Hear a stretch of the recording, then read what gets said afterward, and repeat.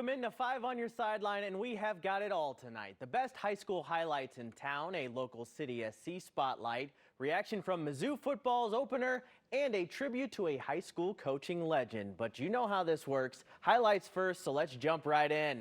Big crowd on hand for Timberland and SLU, including former Junior Bill, current New York Jets safety Tony Adams. Let's go on the ground first. Slick score here from Kalon Grace for SLU. He just got to sneak it in there. That's good for 6. Then it's Wingo time. Ryan Wingo. He returned one kick earlier in the game, and even when he doesn't house it, it's impressive. Look at all the wolves he drags along the sideline here. My goodness. Wingo would finish the drive with a TD, though. Marco Sansone airs it out to Wingo in the end zone for 6. SLU wins big tonight over Timberland, 42-7. Marquette and Rockwood Summit in a rivalry game, and the Falcons came to play early on.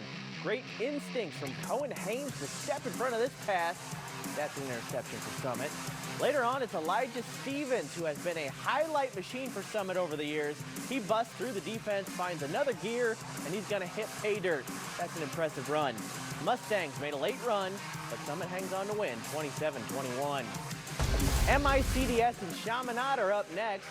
Rams get a big play through the air. Our Tom Stasiak captures it perfectly. Look at that beauty of a catch. That's Henry Rohan on that receiving end.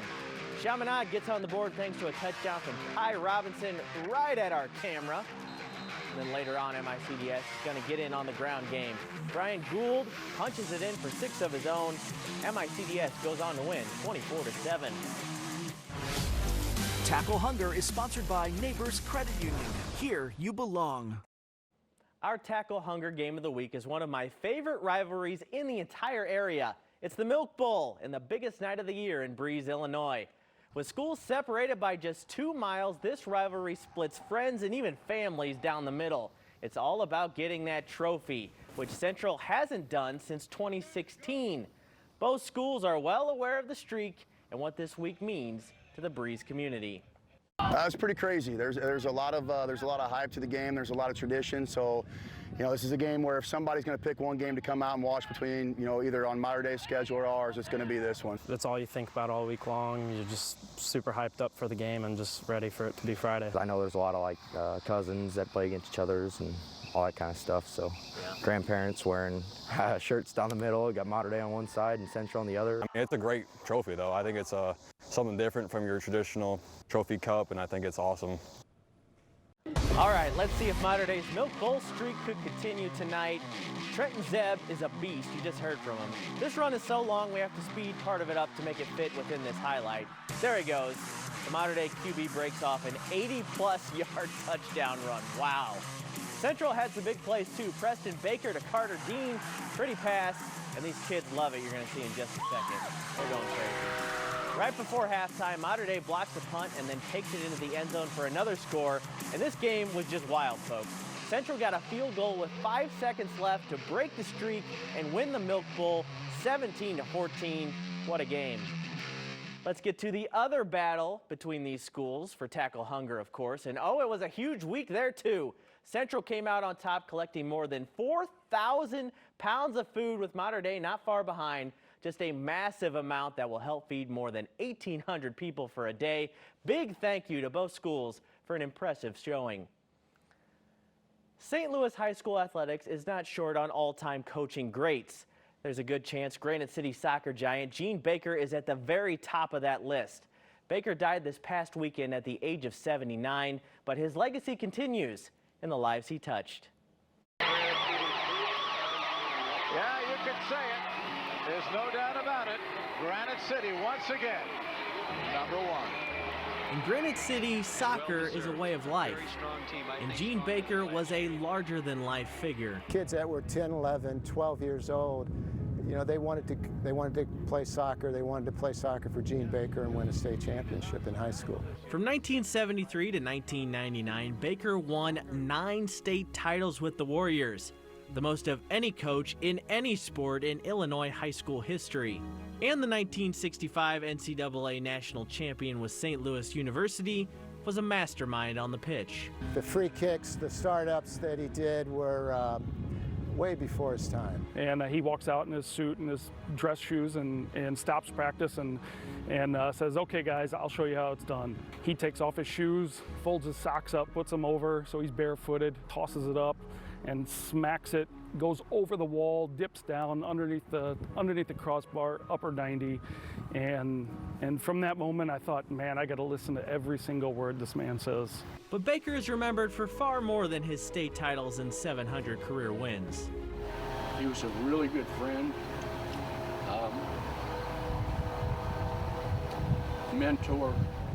He built a soccer family, really. He had a real incredible ability of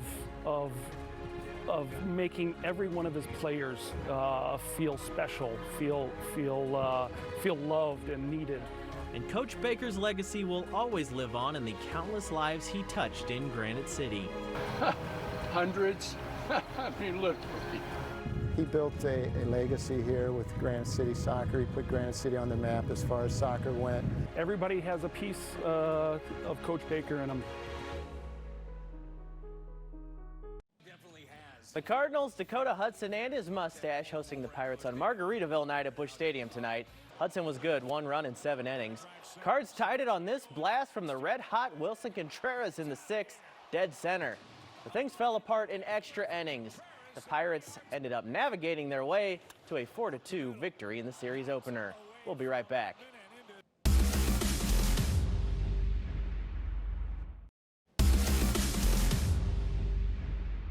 This 5 on Your Side St. Louis City SC coverage is sponsored by Together Credit Union.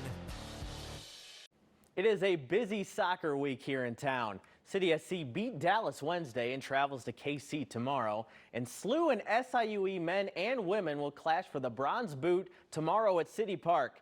So to keep with the theme, I chatted with a SLU to City SC success story. And John Klein's journey is one to root for. Cross comes in front and it's in.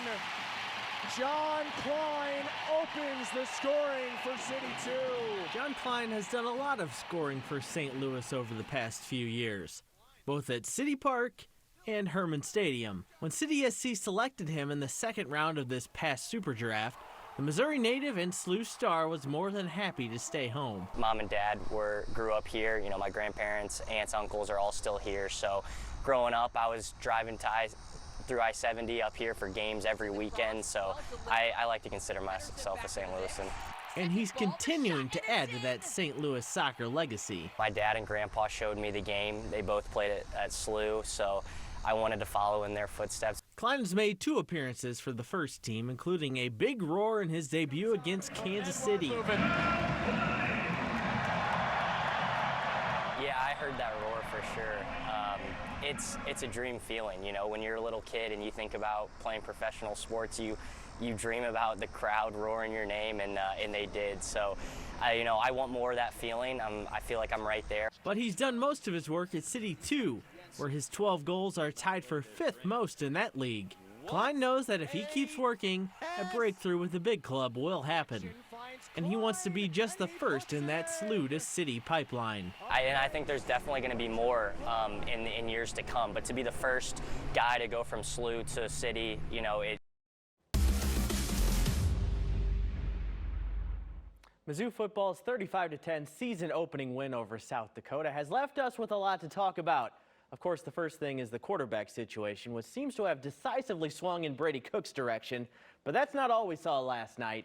St. Louis native Luther Burden III had his best game as a college player yet. Burden went for a career-high 96 yards on 7 receptions that included a late touchdown catch from Sam Horn.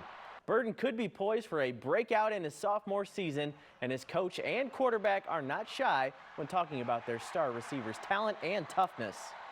I mean, he's a great player. So players make plays. It's not real complicated, you know. So get the ball to your best players, and they make plays. Chemistry. We've thrown so many more routes together and practiced, and it's been a big emphasis. I know you guys know this. We're trying to attack downfield more. It's a big emphasis for him, big emphasis for me, and we were just on the same page a few times tonight, which was nice. But yeah, he's tough, man. He took a few hits tonight. His helmet was all over the place. yeah, it stinks because he's got to come off the field. But yeah, I checked on him right away. Illinois football starts their season tomorrow against Toledo. The Illini are becoming an increasingly influential team and sending players off to the NFL. Devin Witherspoon was just a top 5 pick last year, and there are now 18 Illinois players in the league, with possibly more to come. For Coach Bielema, that is all part of the plan. One of the things that jumped out to me when I first got here was the lack of Illinois players in the league, right? It kind of jumped out to me, and then one of the things that's really grown here, and I saw a list of 18 or 19 guys, maybe it was Tommy because of the practice squad, but I believe more than half of those were guys that played up and suited for us, right? That'll do it for 5 on your sideline tonight. I am Corey Miller. Have a great night, St. Louis.